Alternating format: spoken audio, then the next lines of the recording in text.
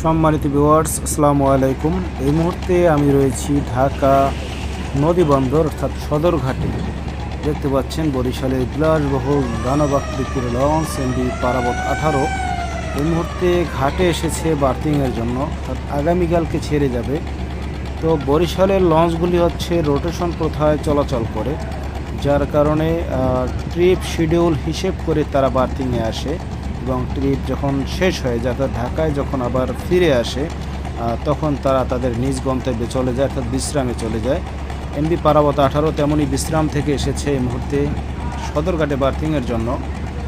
বরিশালের বিলাসবহুল এক লঞ্চ পারাবত 18। তো এই মুহূর্তে হচ্ছে জেনারেটর, ছোট জেনারেটর চলে সম্ভবত, যার কারণে সম্পূর্ণ লাইটিং জ্বালানো হয়নি, যেহেতু লাইনে যাবে না, বার্থিংয়ে আসছে প্লেস করার জন্য।